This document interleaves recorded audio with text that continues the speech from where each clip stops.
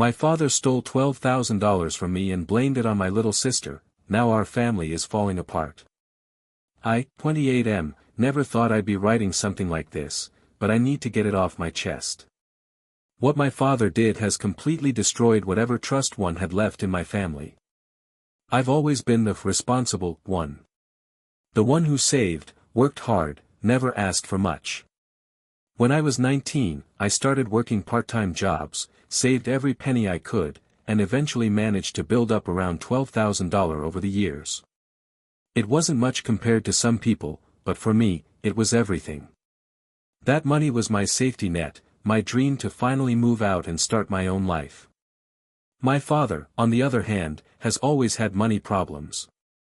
Not because we were poor, we were fine, but because he couldn't manage money to save his life. He'd gamble, lend money to friends who never paid back, and still somehow act like he was a financial genius. A few months ago, I noticed something was off. I keep my savings in a locked drawer in my old room at my parents' house. I moved out 2 years ago but still visit often. One weekend, I came by, and the lock looked slightly scratched. I brushed it off, thinking maybe my little sister, 16F, was being nosy. The next week, I opened the drawer and felt my stomach drop. All $12,000 was gone. Every single bill. At first, I panicked. I tore the room apart, checked everywhere, thinking maybe I misplaced it, even though I knew I hadn't. Then I went to my father and mother, telling them someone had taken my savings. My dad looked shocked for about 2 seconds, then said, "Maybe your sister took it. You know she's been acting strange lately." I refused to believe it. My sister is still in high school. She barely leaves her room, spends her free time drawing, and doesn't even know how to open that kind of lock. But my father was insistent, almost too insistent. He told me he saw her hanging around my old room a few days ago. My mom seemed uncomfortable but didn't say anything. My sister was crying, swearing she didn't take anything. She even offered to let me go through her room. I did, nothing. Not a single clue. Days passed, and I couldn't let it go. I checked our home security camera that faces the hallway. Guess what I saw? My father going into my room at 2:17 a.m. a few nights before I noticed the money missing. When I confronted him, he froze. Then he tried to gaslight me, said he was just checking for something he left years ago. When I mentioned the exact night and time, he got defensive, started yelling that I was accusing him of things without proof. But then, out of nowhere, my mom broke down.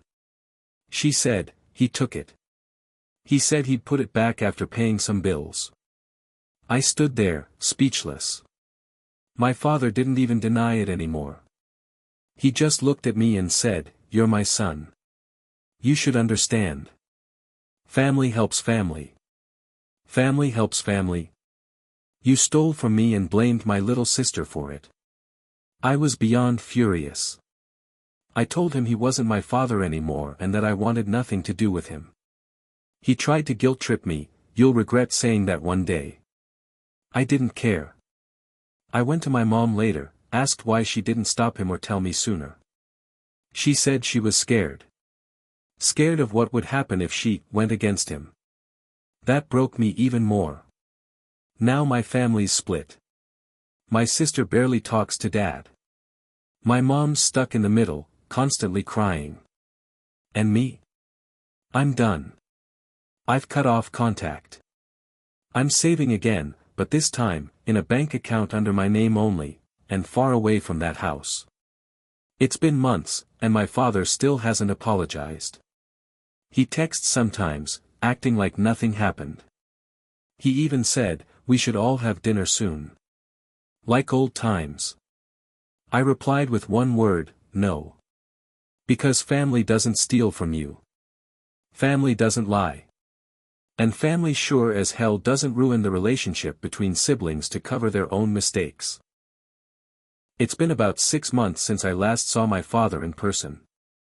I didn't plan on ever speaking to him again, but last week, everything came crashing back when my mom called me, crying. Apparently, my dad was in serious trouble, and she didn't know who else to call. Against my better judgment, I drove back to their house. The moment I walked in, I knew something was off.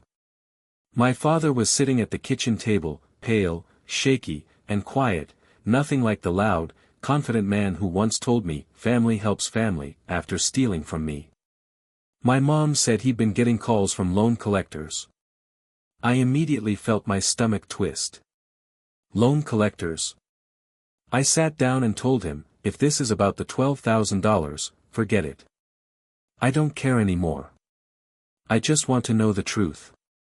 He sighed, put his hands over his face, and said, it wasn't for bills. I didn't say anything. I just waited. He looked up and said quietly, I owed money to someone, a friend. I borrowed from him to cover some gambling debt. I thought if I could win enough, I'd pay everyone back and no one would ever know. I can't even describe how angry I felt. My hands literally started shaking. He didn't just steal from me, he gambled it away. And worse, when it blew up, he threw my little sister under the bus to protect his pride. I asked him, so you ruined your daughter's trust and your son's respect for what? Poker nights? He said, it wasn't supposed to go that far. I just needed one good night, one lucky game. My mom started crying again. She said she'd begged him to tell the truth months ago, but he told her to stay out of it, that he'd handle it. I guess this was what handling it looked like, sitting in a pile of debt, with his family broken beyond repair. I told him he needed help. Professional help. Addiction therapy, counseling, something. But he just kept shaking his head, muttering, I can fix this. I just need time. I stood up and said, you've already had enough time. You've been fixing things your whole life, and all you do is make everything worse. He didn't even look at me. A few days later, my mom called again, this time, not crying, but furious. She'd found out my dad had pawned her jewelry and took out a loan in her name without telling her. That was it. She kicked him out. For the first time, she said she was done being scared of him. She filed for separation and told him he could deal with his friends and his debts alone. My sister called me that night. She sounded relieved but also heartbroken. She told me she still felt guilty because, for months, she believed she'd somehow done something wrong, that she deserved the blame. Hearing that broke my heart. She's 16. She should be thinking about school, friends, life, not family betrayal. I told her it wasn't her fault, that Dad was the one who made those choices. I could hear her crying softly, saying she didn't even know how to look at him anymore. It's been a few weeks since then. My father's been living with some old friend from work. He's tried calling me multiple times, but I haven't answered. His last message said, I'm sorry. I don't know how to fix this. And the truth is, he can't. Some things you just can't repair. You can't buy back trust. You can't undo the years of guilt you put on your daughter. You can't gamble your son's future and expect forgiveness to come easy. I've started therapy myself, mostly to process the anger and resentment.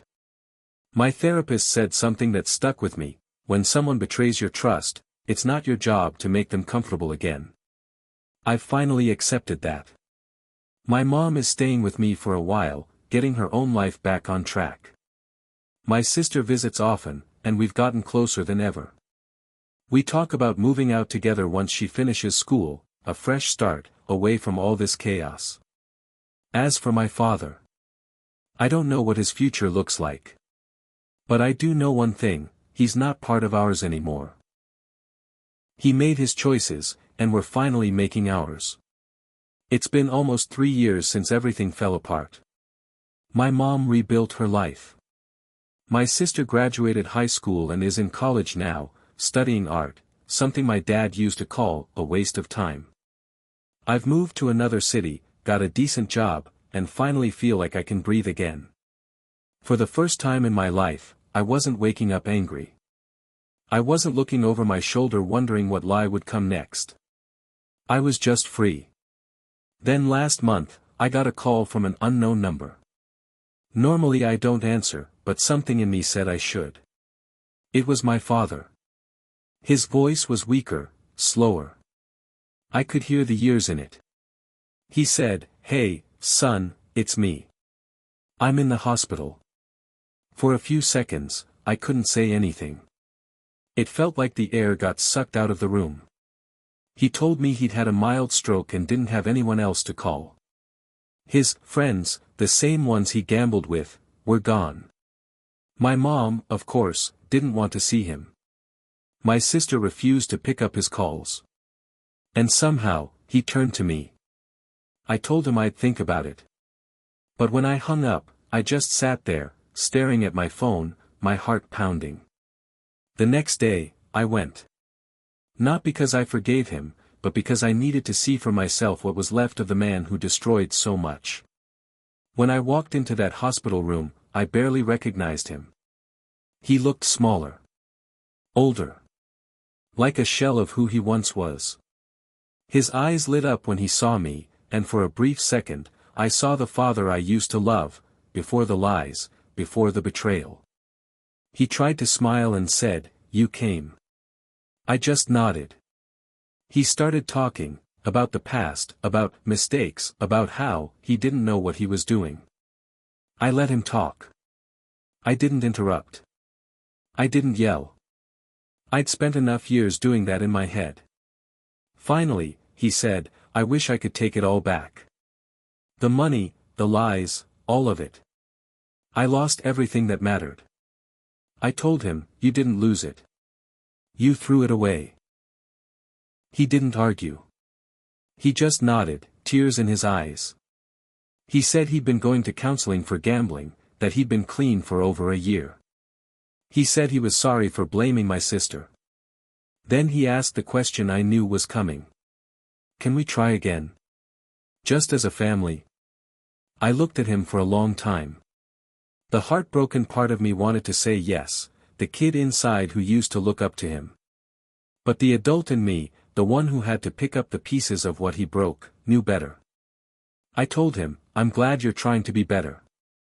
But the family you're asking for doesn't exist anymore. You destroyed it. I can't pretend it didn't happen." He started crying, saying, "Please, son, don't let me die alone." I said, quietly, "You made that choice years ago." Then I stood up and left. I haven't spoken to him since. He's still alive, from what my mom told me, living in a small assisted facility, mostly on his own.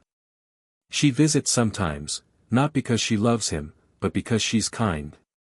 My sister refuses to go. As for me, I don't feel angry anymore. I don't feel revengeful. Just done. Sometimes I think about that night he blamed my sister, the tears in her eyes, the silence from my mom, the betrayal in my own chest, and I realize that was the moment I stopped being his son. You can forgive someone for your own peace. But forgiveness doesn't mean you have to let them back in. I've chosen peace. And for the first time, I'm proud of that choice. It's been 6 years since the night my family fell apart. I'm 34 now.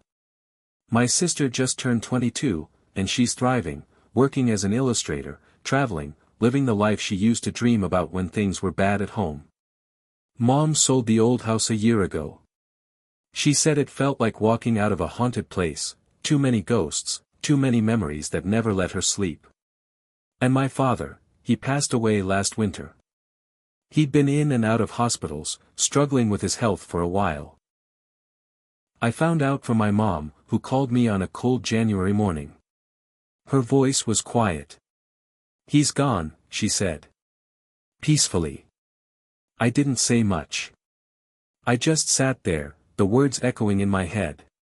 For years, I thought hearing that news would bring me relief, closure, something final. But instead, it brought a strange silence. I didn't go to the funeral. My mom understood. My sister refused to go too. But last week, I finally decided to visit his grave, not for him, but for me. It was a cloudy afternoon. The cemetery was quiet, with the sound of wind moving through the trees.